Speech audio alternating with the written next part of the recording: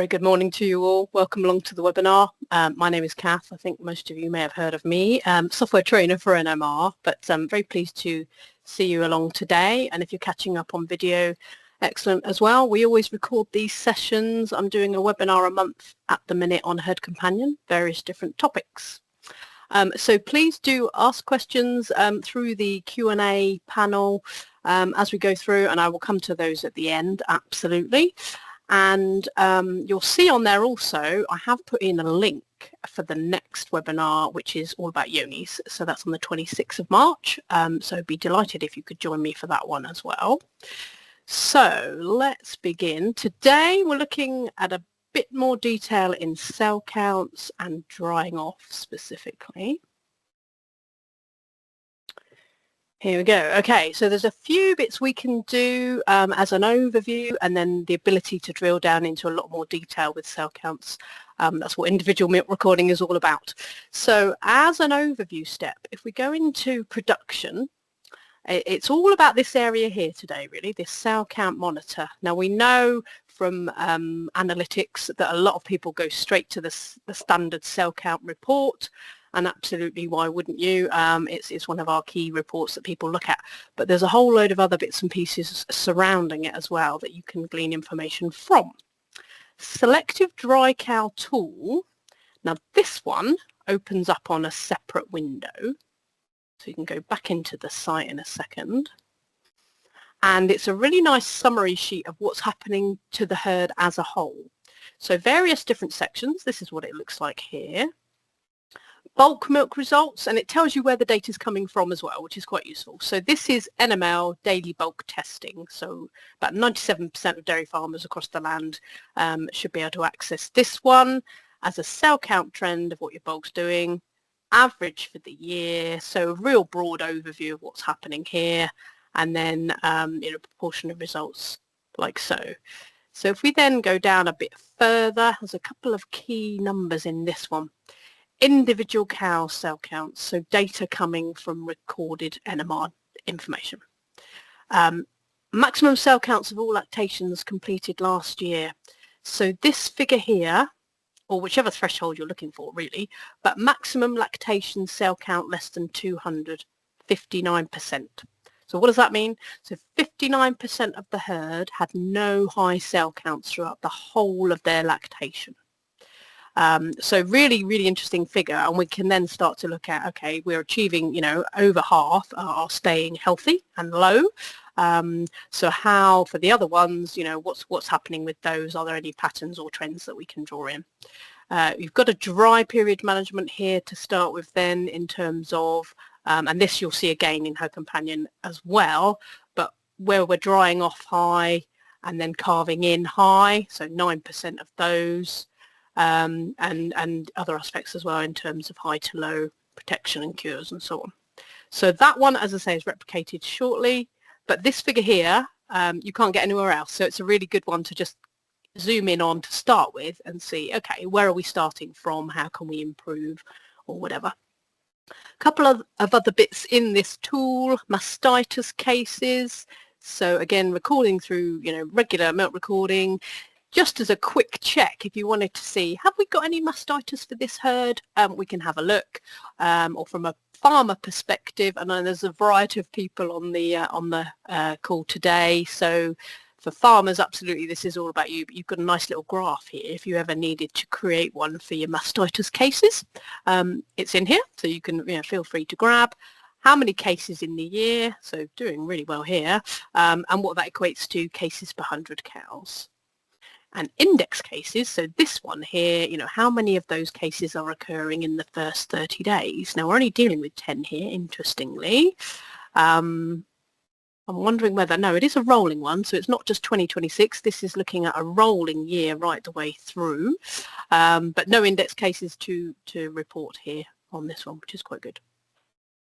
And then the last little section, now this is extra, so this is testing your bulk milk for mastitis pathogens. So we can offer that as an extra service as a quarterly scheme, so you can keep an eye on prevalence over time for contagious and environmental pathogens. So it just illustrates the point quite nicely there for this herd. So do have a look at that one. May be overlooked because it's something slightly different from the norm. But that's the separate window there, Selective Dry Cow Tool, back into our main herd companion. So just under production and then straight down to here. Okay, so within this section, if I go into the cell count report, so this is our standard cell count list. No surprises here. As I say, it's one of our top 3 reports that people look at, and we did cover this last time. So I'm keeping these webinars all recorded together on the NMR YouTube channel. So if you go into there, you'll find a whole suite of them. You can follow it through as a bit of a story, really, a bit of a journey. So this one we did look at last time, and you'll see the detail of all the cell counts in descending order. What's the history been like? Classification of cows and contribution to bulk on there. So that we've had a good look at last time. But if we just go up to the top, we've got related reports in here. So as subsections, we can see cell count status that all encompass part of this health monitor. So here you can get to it, or from the production cell count status menu there. So same place, doesn't matter how you get there, it's exactly the same report. So now, just draw this up a little bit. We are now looking then at cell count trends over time, going back a couple of years actually. And those classifications, the colour coding, same as we've discussed before in terms of chronic, repeat, first and new. So those are the main ones we might be interested in. The green mountainous region behind, you've got recovered, first uninfected and clear. So those green ones are all below our threshold. And just as a reminder, you can alter the threshold in various places on the site. So for that particular page, if I want to change my 200 here, just to illustrate that, I could make it 150, apply, and that will be relevant to this page only. So there's various places throughout the whole site that you can apply that change. So then we can see, okay, so chronic, the red area, you just hover the mouse over, it does isolate that one quite nicely. So from the last recording, it's just under 10% of the herd that are chronic. It's been fairly consistent, really. A bit of a dip here. So back in 2024, and I think that what that alludes to is where, so we're using Heartbreed data again. They very kindly let us use their data for this sort of thing. They were transitioning possibly from a block calving herd, so back in then may have not had that many cows to encompass a full recording on there, hence a bit of a dive in results on that one. So that's our chronic picture, so fairly flat line, no particular trends, although it is starting to rise up here. So the last, very last recording we've got, February, we've risen to 15% actually, so that's of interest. Repeat cows, so high this month, low last month or last recording, have had a previous high. So that one's also slightly increasing or coming down from last time. First, so the yellow bit, so ideally we don't want any of those, and they're sort of 0 now. But yeah, the very first recording after calving is a high cell count. So we had a bit of a blip back in September, but it's come right down again now. And then the new cases, so a high cell count for the first time in that lactation. Not the first recording, but they've been fine for a while and then suddenly they've come up. Okay, so that's our overview, really nice graph to spot any trends on there. Then you can identify, well, these are the numbers really, so what those graph thicknesses equate to in terms of numbers. So yeah, you can see there's a whole bunch of chronics here. Actually has peaked a little bit more in previous times. And then your Swift cell checker, so back on the cell count one, you could group by your chronic cows or identify them that way if you needed to look at individuals. Okay, so in terms of lactation origin versus dry period origin, we've got the dry period section as well here. So we can then see, same as that graph we saw on the Selective Dry Cow Tool. So what are the cell counts looking like just before drying off compared to after calving? So it really is as simple as that when it loads, of course. There we go. So similar sort of coloured graph. we've kept our threshold actually, so that will transfer from the previous page, and you can go back in time on this one. So very simply, high to high, that's your red ones. So they were high at drying off and they've maintained that level of infection. Low to high, so possibly caught an infection, early lactation. How is our dry period management looking? And it's that whole spectrum really, right from management of dry cows, what you're giving them to protect them, to treat them, and all the rest of it. So yeah, so do talk to your vet on all of these aspects here. High to low, so this is our curing of cows, dried off high. It's worked, whatever we've done there, they're coming in low. And then the low to low, so these ones have been protected right through, you know, no bother at all. So we've got some nice little pie charts on these as well that illustrate the same sort of point. So cure rate is 50-50. So yeah, 50% are maintaining that or being cured at that time, or going from high to low. And then protection rate, you know, looking quite good in the majority there. So just over a third, 3/4 of the herd. I'll get my fractions right in a minute. 3/4 are, you know, maintaining that low level coming through after calving. Individual cows again here. So these are grouped with those groupings quite nicely already together. So in previous webinars, we've looked at group by, where you can shift columns up into the top. Really useful on the latest milk recording and cell count reports and so on, but you can apply it anywhere.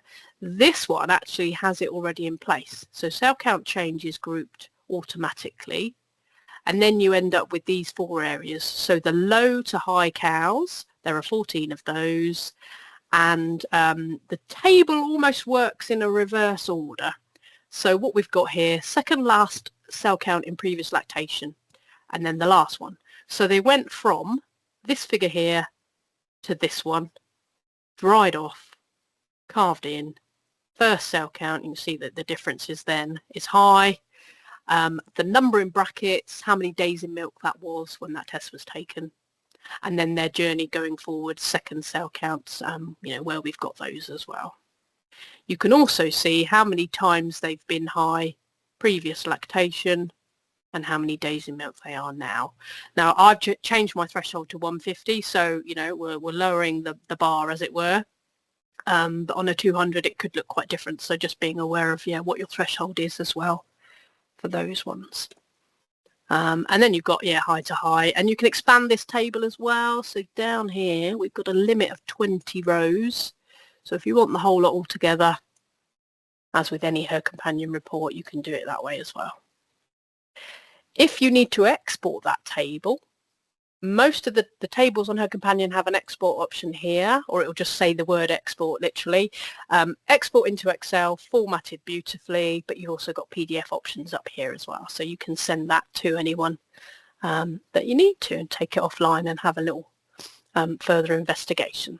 So yeah, just wanted to make you aware of that whole section really, cell count status and dry period, just putting it into a different angle, a bit more of a long-term trend as well in terms of what's happening there. Just staying on the subject of drying off, so almost before we see all this results, we might want to look at cows to dry off and then selective dry cow therapy with that.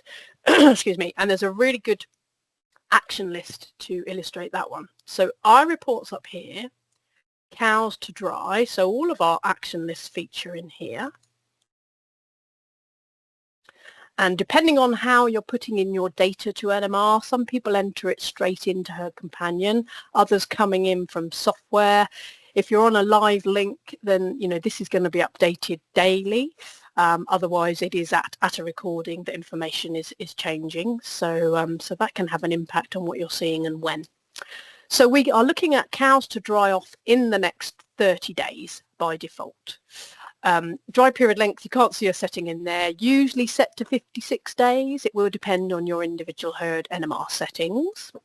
And then again, our high cell count threshold in here. So if I just make this one, I'm just going to go wild here, 300 days and apply. Hopefully I'll get some more cows on this one. There we go. So just as an illustration point, then in our table we have, when these cows are due to be dried off, how much milk they gave at last recording, and then the last 3 cell counts, so latest previous to that, -3. How many times they've been high this lactation, and hovering the mouse over these headings, in case you need any pointers, will explain what exactly you're looking at. When they're due to calve, and also yoni status as well on the end, just for good measure. Plus we've got mastitis cases, if any of those cows have had a clinical case recorded. It's all the factors that you need to make these drying off decisions. Then we get to something really interesting. So I'm going to increase my page size to all. Now I've gone over and beyond the sort of list that I actually need, but in real terms, you've got the cows that you want in front of you, plus, planning ahead a little bit. You can change the order. So by default, we are in due dry date order. So a simple click on the heading, if I want to put it in sales order, we can do so like that. So this is our highest cell count cow at the last recording for the ones that are due to be dried off. But what we want to do here for this exercise is to sort by number of highs. So how many times have they been high? I'm sticking with my 200 threshold for the moment. Then we are naturally grouping these cows into, well, 2 areas really, or maybe 3 depending on what you're looking to do. So these cows here, 0 out of 3. Now some of these cows are, nowhere near drying off, but just so you can see the point. So they've only had 3 tests at this lactation. Realistically, when you're looking at the data, your cows are going to have had, 8, 9, 10 maybe. But all of these with a 0, without having to dig around in your data too far, you can see the last 3 cell counts from here. There's nothing in red that's shouting at you. So they are all low cell count cows throughout the whole of their lactation. So very safe from a protection point of view, teat sealant. And again, caveat here, do talk to your vet or advisor in terms of what protocols to put in place. But this is the information that we can provide to you to make all those decisions. Okay, then as we go further down, you get into, these are all sort of similar sort of cows, a bit closer to drying off, of course. We then get to the sort of borderline interesting ones. So these have had 1 high test out of however many. Sometimes you can spot them straight away because they're in there, they're in red, and we can then see how high is high. So, the threshold is a threshold at the end of the day. You sometimes then get to an interesting cow. So this one here, line number 6010. Her last 3 cell counts were low. Very low indeed, so perfectly safe from an infection point of view. But she has had 1 out of 6 tests that were high. So we can't see that currently. And then there might be a few other interesting ones. Yes, there's another one there. She's had 1 as well. And then we get to the 2s. Sometimes they're visible in the last 3, sometimes not. So in order to provide us with the relevant information there, in terms of, okay, when was that last high? We know it's above 200. We can then add an extra column here.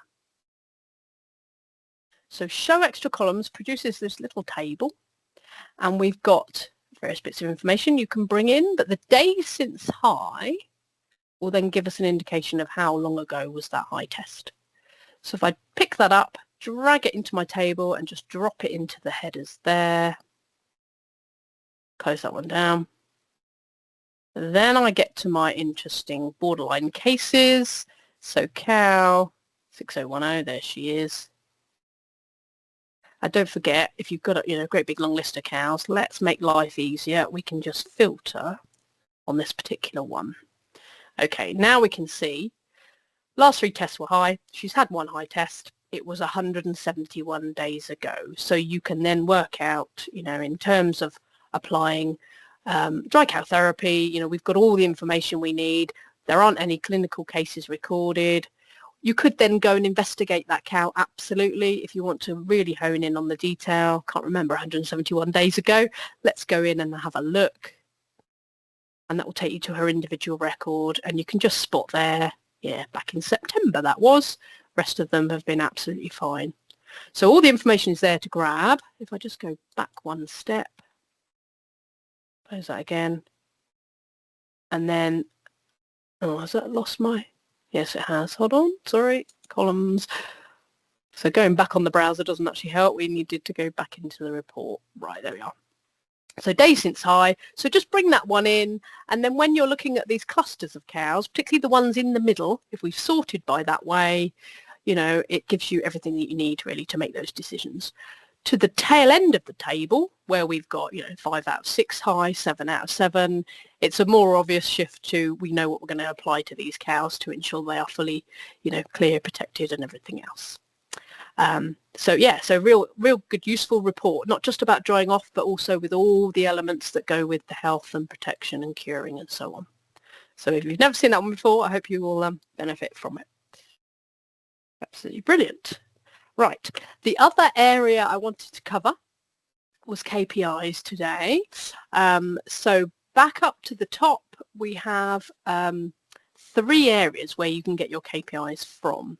So under the production menu, we've got KPIs. So again, it doesn't matter how you get there, they are all the one and the same report. Breeding and fertility, it's in there, and also herd performance. So these KPIs are quite, again, a broad overview of what's happening in the herd. So you've always got the ability to drill down, but it's quite nice to spot trends if we're looking at yearly figures, that sort of thing. These are rolling 12-month values, and there are 2 sections to start with, production, and then there's a few on fertility. And it does mean, yeah, they are quite evened out. So if we're looking at, you know, an average sale count, that is 194 over that 12-month period. Okay, so we can spot trends in here, and we can also then compare ourselves to others, which is always quite interesting when you're looking at how well you're doing. Just to note, because this came up the other day, somebody was thinking, where's all my data? This date here, 31st of January, it's always in a sense behind. If you've recorded in February, because we're now into March, aren't we? But it will look like it's a month behind because it's a rolling 12-month value up to the end of the last complete month. So for this herd, we know the last recording was in February. So this chart only will show you up to January, and then come March it will all shift along again. So don't be alarmed if you think it's a month or 2 behind. It will depend largely when you record, but even if you record towards the end of the month, it could still well be a month behind on that one. Okay, so it's all working beautifully well. So those are our production values: milk yields, lactation yields, fat and protein cells, and so on. Fertility, in the broadest sense, we have, you know, numbers of cows that you're looking at, average lactation numbers across the herd, proportion of cows in lactation 1, age at first calving, really useful parameter for a lot of things. We've got calving interval and cullings, and this one here, calving interval less than 385%. Now, in a roundabout fashion, this is looking at 100-day in calf rate. Again, it's a rolling 12-month value, and it is a little bit historic. So with all of these figures, we are wanting to compare like with like. So you wouldn't, for example, compare her companion figure for that one with 100-day in calf rate elsewhere, because they are calculated at different times. So this one looks at a calving, looks at another calving again. So once the cow has calved, it then decides, okay, what's your gestation length? You know, have you, or your calving interval, sorry, have you therefore been served in that first 100-day window? So but it waits until it's done another calving to then calculate that figure. Sorry, I didn't explain that very well, but hopefully that all makes sense to you. So it's the overall trend for your herd that you're looking at in here. So lots and lots of numbers. Let's get to something a bit more visual. If we go to the graphs, and you don't have to follow this route, you can go straight into the graphs, absolutely fine. Now, ignore my test one. What we have here, typically, is you'll see something like this. So all of our KPIs listed together, this just happens to be the first one on the list. So you can pick whichever parameter you like. I wanted to look at cell counts. And then my graph will change, and I can pick against or compare myself to any of these benchmark groups. So ignore my test one, but you'll see you've got, so everybody will have access to these, all of these ones. Herd size, you've got milk yield comparisons, milk per cow per year, a few different breeds to look at, some Northern Irish herds and some organic herds.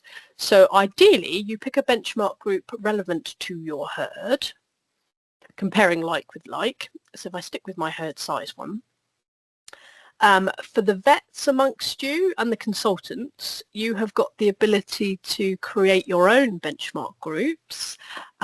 In this little window here, you create a group and then you can choose from all of your herds. So you call the group whatever you want to call it. They've got something in common that you can then mix and match, add different herds to different groups.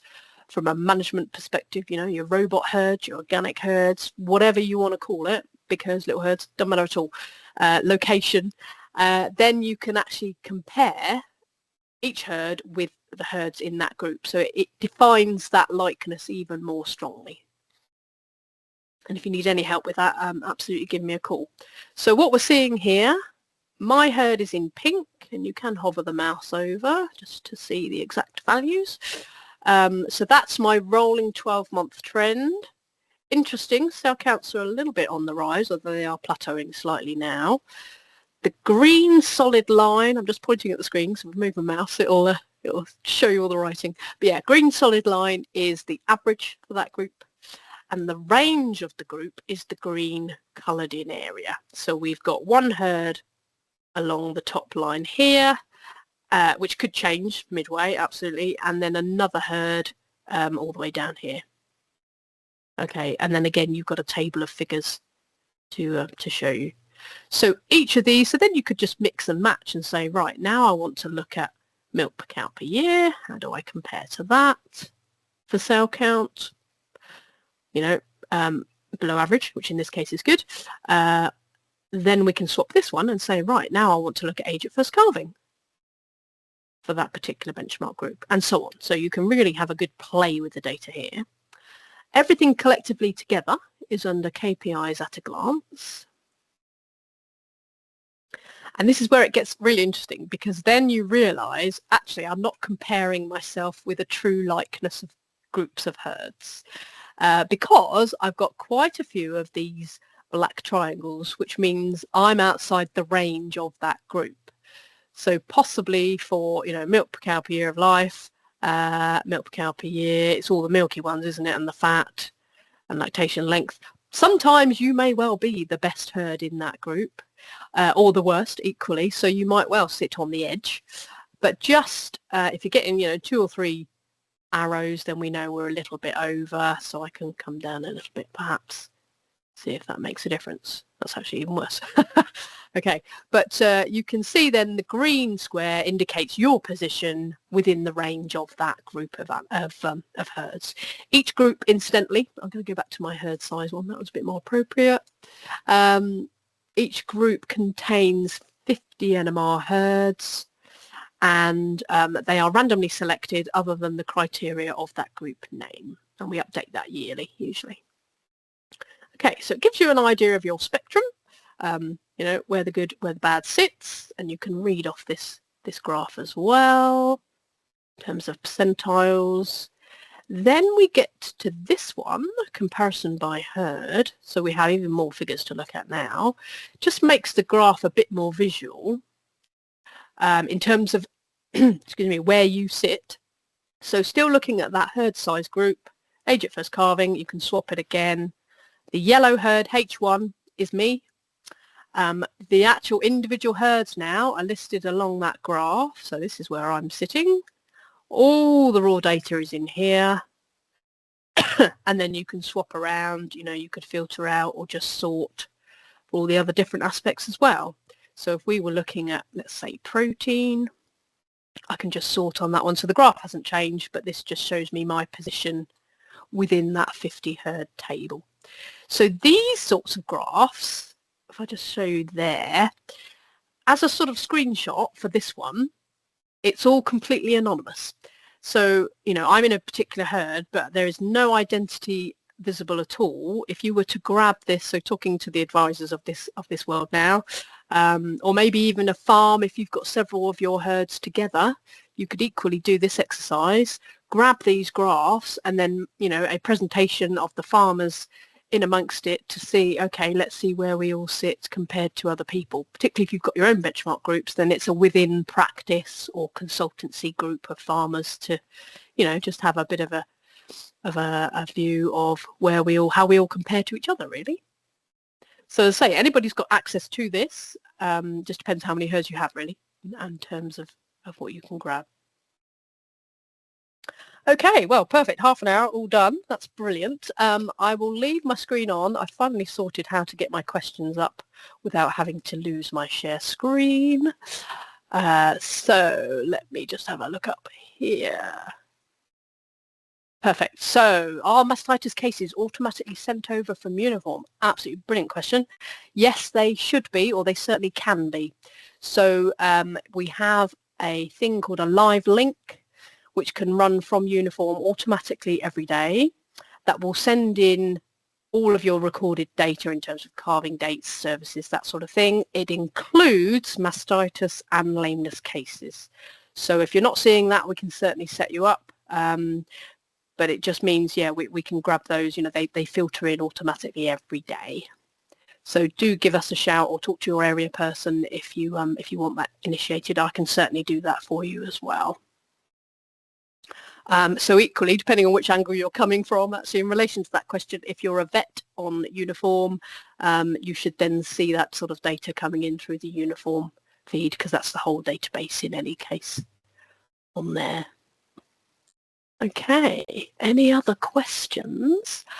Do have a look at the question panel before you go, the Q&A button, because I have, as I say, I've put in there my email if you want to email me any questions going forward.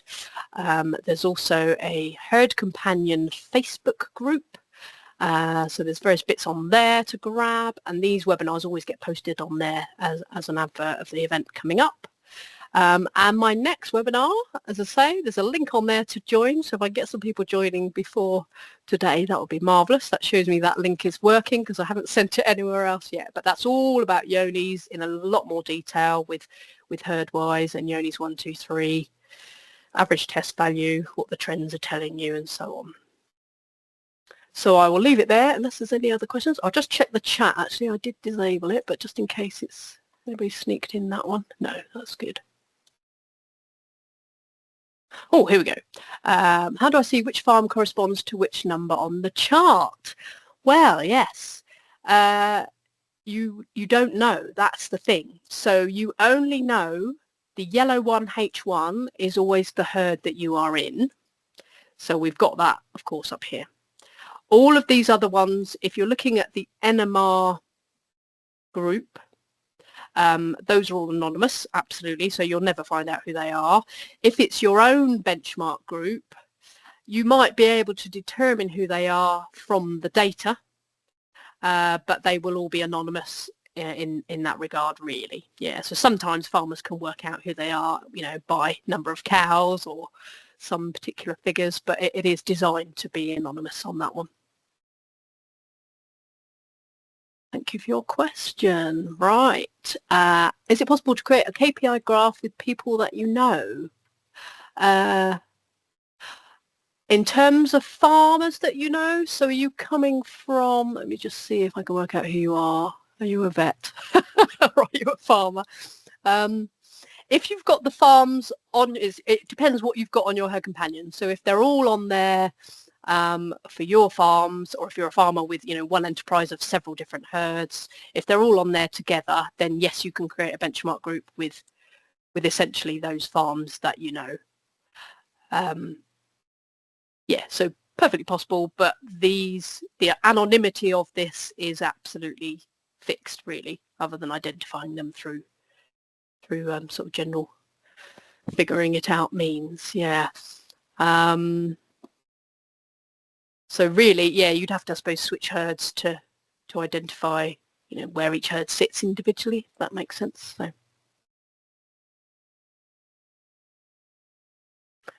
there are other ways. If you are a vet, just as an addition to that, InterHerd Plus will give you a bit more functionality on KPIs over and above this type of thing, and that would allow you to identify clients from this sort of graph. So this one is very much anonymous, either or actually. With the InterPlus ones, you can look at it from both angles, anonymous or knowing, you know, who is who on that graph. So I hope that helps, but come back to me if you need more information. Okay, I think we're all done and dusted. So say, do look at the Q&A before you go. I'll leave the meeting open for a little while. So if you want to register for that one, it will be recorded again. And if you register, that's the best plan. Just register anyway, even if you know you're never going to be able to make it on the day. I can then just grab all of those registrations and ping you the recording afterwards. But they all end up on our YouTube channel either way, so you shouldn't miss out on that. But thank you all very much for coming along today. Hope you found it a useful topic. Any other suggestions for topics you want to cover, please do ping me an email, and that's also on the Q&A as well. Brilliant. Thank you all very much. Bye-bye for now.